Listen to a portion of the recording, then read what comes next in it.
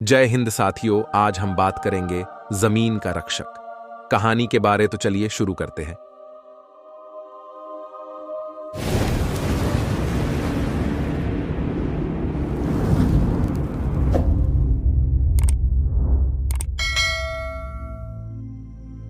विजय सुबह से गाड़ी चला रहा था। इस वजह से वह बहुत बोर हो गया था। गांव नजदीक आने की वजह से वह कहीं भी रुका नहीं। उसने सोचा कि घर जाकर ही आराम करूं। उसके गांव के ही बाजू में एक और गांव था। वह वहां से गुजर रहा था। उसने देखा कि वहां पर लोगों की भीड़ जमा थी। वहां पर किसी का तो जोर जोर से चिल्लाने का और ढोलक बजाने का आवाज आ रहा था। विजय शहरी इलाके में ही छोटे से बड़ा हुआ। आज वह पहली बार ही अपने गांव जा रहा था। उसकी गांव में जमीन थी। उसके पिता जिंदा थे तब तक उन्होंने विजय को वह जमीन बेचने नहीं दी, पर उनके बाद विजय ने वह जमीन होटल प्रोजेक्ट के लिए बेचने का निर्णय लिया।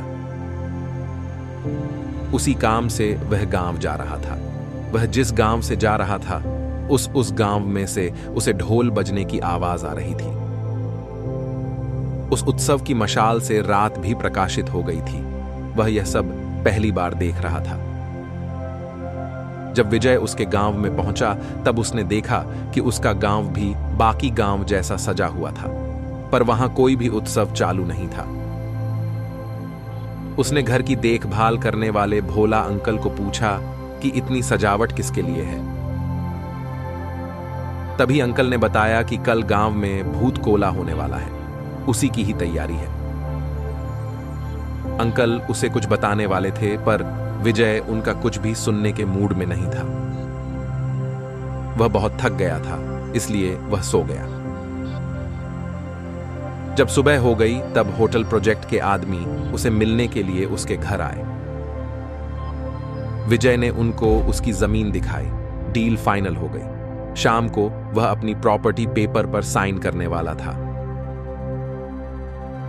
तभी उसे ढोल ताशे और चिल्लाने की आवाज आने लगी। उसने खिड़की के बाहर देखा और वह सब नजदीक से देखना चाहता था, इसलिए वह पेपर घर पर ही छोड़कर सब देखने के लिए वहां पर गया।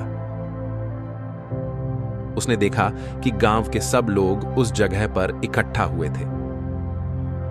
जोर जोर से ढोल ताशे बज रहे थे। विजय भीड़ के पास गया और वह सब देखने लगा। उसने देखा कि एक इंसान रंग बिरंगी कपड़ों में हाथ में मशाल लेकर और अलग तरीके से नाच रहा था। गांव में के सब लोग उसके आगे हाथ जोड़कर खड़े थे और कुछ तो उस इंसान को पूछ रहे थे। विजय उसका चेहरा देख नहीं पा रहा था क्योंकि उसकी पीठ विजय की दिशा में थी। विजय के समझ में आए उसके पहले उस इंसान ने अचानक नाचना बंद किया और उस भीड़ से विजय के पास गया और विजय की तरफ देखने लगा।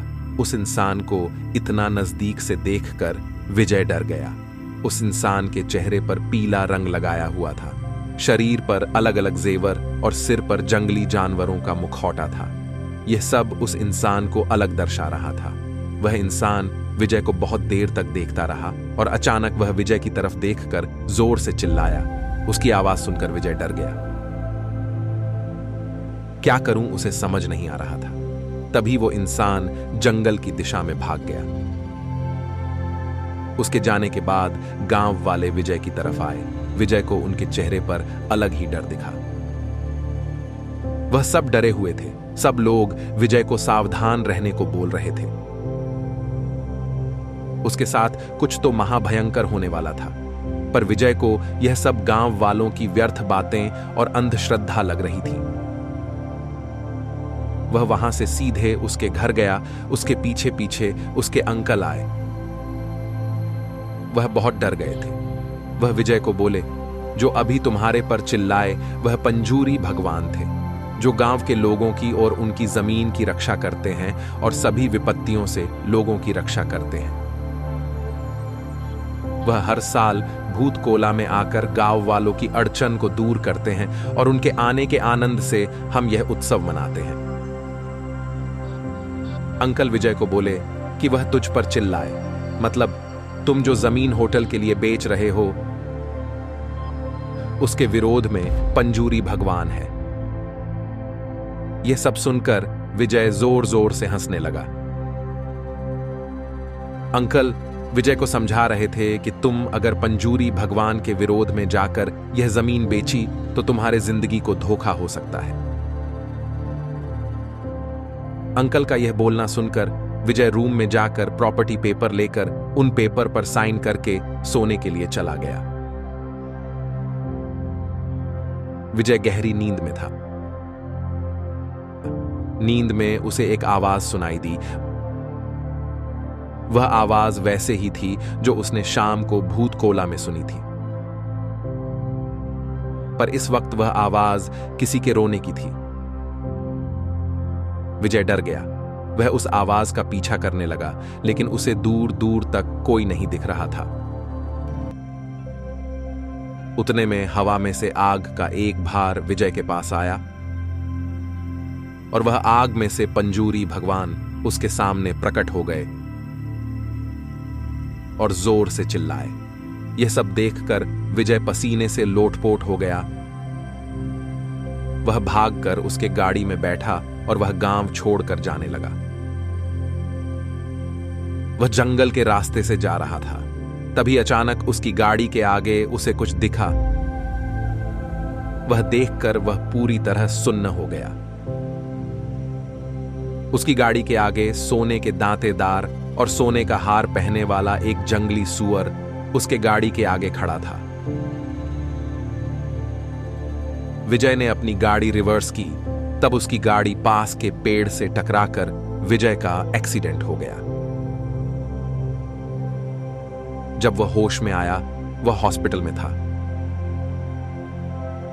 उसके पास उसके अंकल बैठे थे। अंकल को देखकर वह जोर जोर से रोने लगा। उसने अंकल को प्रॉपर्टी के पेपर लाने के लिए कहा। थोड़ी देर बाद अंकल वह पेपर लेकर आए। विजय ने वह पेपर हाथ में लिए और वह फाड़ दी। हॉस्पिटल में से वापस आने पर विजय ने पंजीरी भगवान से क्षमा मांगी और वापस शहर चला गया। उसने अब शपथ ली कि वह यह जमीन कभी किसी को नहीं बेचेगा। पता नहीं विजय के साथ जो हुआ वह कौन सी दिव्य शक्ति थी कि कुछ सहयोग, पर जो हुआ वह विजय कभी भी भूल नहीं पाया।